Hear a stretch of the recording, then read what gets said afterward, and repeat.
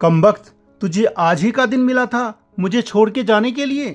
राज कपूर के मुंह से ये बोलना हुआ और राज कपूर फूट फूट कर रोने लगे। दिन था 14 दिसंबर 1966। 14 दिसंबर को राज कपूर अपना बर्थडे सेलिब्रेट कर रहे थे और उनके प्रिय मित्र शैलेंद्र हॉस्पिटल में एडमिट थे कि तभी मित्र मुकेश ने शैलेंद्र की मौत की खबर दी और राज कपूर टूट गए। और उन्हीं के जन्मदिन वाले दिन उनके प्रिय मित्र की मृत्यु हो चुकी थी, जबकि शैलेंद्र केवल 43 साल के थे। राज कपूर बुरी तरीके से टूट गए और शैलेंद्र के मौत के पीछे जो बातें हैं वो सारी इस वीडियो में आप लोगों को बतलाई जाएंगी। सभी सिने प्रेमियों को किशोर का प्यार भरा नमस्कार। आज के इस वीडियो में मैं आप लोगों को बतलाने वाला हूं तीसरी कसम के अनसुने किस्से। बात कुछ यूं है, 1960 में बंदनी फिल्म के कथा लेखक नवेंदु घोष ने फणीश्वर नाथ रेणु जी की तीसरी कसम पढ़ी और उन्होंने वासु भट्टाचार्य जो एक डायरेक्टर थे उनको कहानी सुनाई। वासु ने शैलेंद्र को बताया कि कहानी बहुत अच्छी है। जब शैलेंद्र ने भी कहानी पढ़ी तब उनकी आंखें भर आई और शैलेंद्र ने पूछा, वासु, इस पर फिल्म बनाने में कितना खर्च आएगा? इस पर वासु भट्टाचार्य ने अंदाजन बतलाया लगभग 2 लाख में बन जाएगी। शैलेंद्र ने फणीश्वर नाथ रेणु को पत्र लिखा और उस पर फिल्म बनाने की अनुमति मांगी। 14 जनवरी 1961 को पूर्णिया में फणीश्वर नाथ रेणु जी के गांव औराही हिंगना में ही फिल्म का मुहूर्त हुआ। पहले इस फिल्म में महमूद और नूतन को लिया गया था, लेकिन बाद में राज कपूर ने कहा कि इस फिल्म को मैं करूंगा। नूतन ने इस फिल्म में काम करने से जब मना किया तो वहीदा रहमान को लिया गया। वहीदा रहमान भी इस फिल्म में काम करने के लिए तैयार नहीं हो रही थी, क्योंकि इस फिल्म की कहानी एक ग्रामीण अंचल की थी, लेकिन गुरुदत्त के कहने पर वो मान जाती हैं और राज कपूर और वहीदा रहमान फिल्म के लीड रोल में लिए जाते हैं। राज कपूर ने शैलेंद्र से कहा कि अगर फिल्म तो मैं करूंगा, लेकिन मेहनताना पूरा एडवांस में लूंगा। शैलेंद्र को ऐसी उम्मीद बिल्कुल भी नहीं थी कि उनका प्रिय मित्र उनसे ऐसी डिमांड करेंगे। शैलेंद्र उधेर बुन में सोच ही रहे थे कि तभी राज कपूर ने शैलेंद्र से कहा, निकालो 1 रुपया, मेरा पूरा पारिश्रमिक, पूरा एडवांस। और शैलेंद्र हतप्रभ रह गए। उनको लगा कि राज कपूर उनसे इस फिल्म को बनाने के लिए बिल्कुल पैसे नहीं लेंगे। हालांकि फिल्म के निर्माण से पहले राज कपूर ने शैलेंद्र को सच्चे मित्र की हैसियत से फिल्मों की असफलता के खतरों से आगाह किया। उन्होंने उनको बतलाया कि ये फिल्म चूंकि ग्रामीण अंचल की है तो ये क्लासिक फिल्म तो बन सकती है, लेकिन बिजनेस करने में इसको बहुत दिक्कत होगी, यानी कि ये पैसा कमाने वाली फिल्म नहीं बन पाएगी। लेकिन शैलेंद्र को भी जुनून सवार था। उन्होंने कहा कि नहीं, इस फिल्म को मैं हर हाल में बनाऊंगा। फिल्म बनाने के लिए राज कपूर, शैलेंद्र, वासु भट्टाचार्य, मुकेश, शंकर जयकिशन सब ने एड़ी चोटी एक कर दी। फिल्म ब्लैक एंड व्हाइट में थी। हालांकि उस समय में कलर फिल्में आने लगी थी, लेकिन शैलेंद्र ने कहा क्योंकि ग्रामीण अंचल की फिल्म है तो हम इसे ब्लैक एंड व्हाइट में ही बनाएंगे ताकि लोगों को ऐसा लगे कि वास्तविक है। फिल्म को बनने में लगभग 5 साल लग गए। हालांकि फिल्म को बनने में काफी कम समय लगता है, लेकिन इस फिल्म को बनने में ज्यादा समय लगा। इसके पीछे बहुत सारे कारण थे। डायरेक्टर जो थे वासु भट्टाचार्य और प्रोड्यूसर शैलेंद्र और कलाकार थे राज कपूर। तो चूंकि ग्रामीण अंचल की फिल्म थी तो शूटिंग वगैरह कभी आउटडोर कभी इंडोर होने लगती थी, जिसकी वजह से बहुत ज़्यादा इसमें समय लगा। और इसकी जो शूटिंग होती थी वो मुंबई के कमल स्टूडियो में होती थी और कुछ जो आउटडोर शूटिंग हुई वो औराही हिंगना में और कुछ मध्य प्रदेश में भी हुई। शैलेंद्र के पास उतना पैसा नहीं था कि वो फिल्म बना सकें, लेकिन उन्होंने अपने दोस्तों से पैसा लिया, कर्ज लिया और फिल्म को कंप्लीट करने की ठान ली।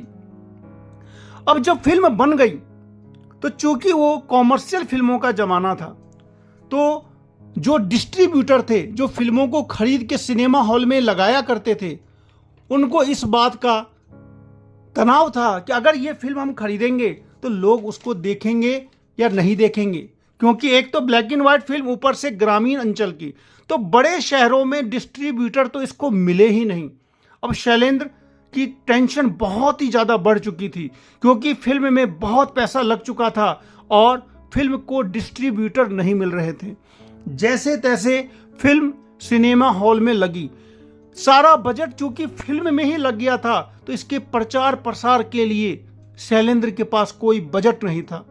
और इस तरीके से जैसे तैसे फिल्म रिलीज तो हुई, लेकिन बॉक्स ऑफिस पर कब आई और कब चली गई पता भी नहीं चला। हालांकि इसके गाने बहुत ही ज़्यादा अच्छे थे, लेकिन गाने होने के बावजूद ये फिल्म उस दौर में, अपने दौर में बिल्कुल भी नहीं चल पाई और इस तरीके से एक शिद्दत से बनी हुई फिल्म बुरी तरीके से फ्लॉप हो गई, डिजास्टर साबित हो गई।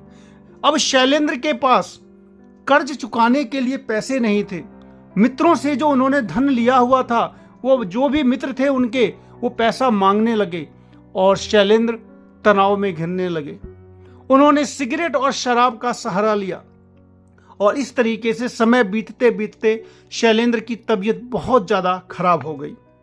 शैलेंद्र हॉस्पिटलाइज हो गए और उसी साल 1966 में ही राज कपूर के बर्थडे वाले दिन आखिरकार उनकी मृत्यु हो गई। इस तरीके से एक शैलेंद्र की जो कृति थी सेल्यूलाइड पर, उसका दुखद अंत हुआ। फिल्म तो बहुत अच्छी बनी, लेकिन उस फिल्म को पूरा करते करते शैलेंद्र की अंतिम समय में मृत्यु हो जाती है।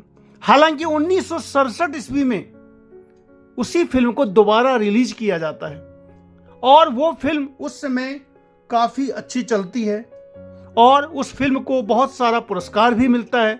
मास्को के फिल्म फेस्टिवल में भी जाती है और उस फिल्म को काफी पुरस्कार मिलता है, लेकिन बनाने वाला उस समय नहीं रहता है। शैलेंद्र जो इस फिल्म को बनाने वाले थे, उनकी मृत्यु हो चुकी थी और जब यह फिल्म दोबारा लगी और सिनेमा हॉल में चली तो काफी चली।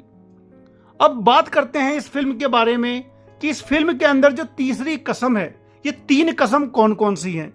अगर आप लोगों ने देखी होगी तो आपको पता ही होगा कि पहली कसम ये रहती है कि चोर बाजारी का सामान नहीं ला दूंगा, राज कपूर लेते हैं हीरामन। दूसरा होता है कि बांस की सवारी, जो बांस को जो लेकर जाना होता है बैलगाड़ी पर, वो नहीं लेकर जाऊंगा। और तीसरा रहता है कि कभी भी थिएटर कंपनी की जो बाई है उसको नहीं लेकर जाऊंगा। इस फिल्म से कुछ और भी बहुत सारी रोचक घटनाएं हैं, जैसे इस फिल्म के अंदर शैलेंद्र के जो अपने बच्चे थे वो भी दिखते हैं। एक गाना है जिसमें राज कपूर और वहीदा रहमान आगे जा रहे हैं और पीछे बहुत सारे गांव के बच्चे दौड़ते हैं। उन बच्चों के अंदर शैलेंद्र के अपने बच्चे भी थे। इस फिल्म में सबसे शुरुआत में शैलेंद्र भी आते हैं।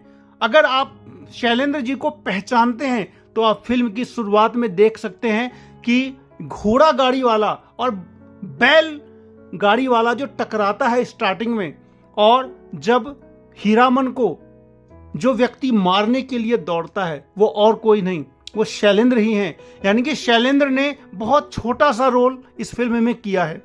इस फिल्म में एक छोटा सा रोल कैस्ट्रो मुखर्जी ने भी किया है।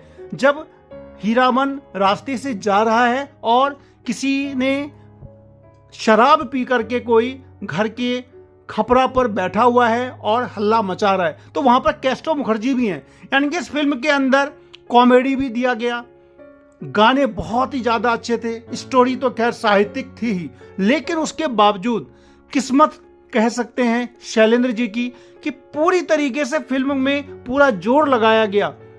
बॉलीवुड के 5 पांडव राज कपूर, शैलेंद्र, शंकर जयकिशन, मुकेश, सबने मिलकर के इस फिल्म में पूरा मेहनत किया, लेकिन उस मेहनत का पूरा फल नहीं मिल पाया। और इस तरीके से तीसरी कसम फिल्म तो बनी, लेकिन उसके जो शिल्पकार शैलेंद्र थे उनकी दुखद मृत्यु हो गई। बल्कि ये कह सकते हैं कि उसकी जो सफलता थी, तीसरी कसम की जो सफलता थी, उसको बनाने वाले जो शिल्पकार थे शैलेंद्र, उसको देख नहीं पाए। मित्रों, चैनल को लाइक शेयर सब्सक्राइब जरूर करें। मिलते हैं फिर अगले इसी तरीके से किसी रोचक फिल्मी दुनिया की सुनी अनसुनी अनकही बातों को लेकर। तब तक के लिए नमस्कार।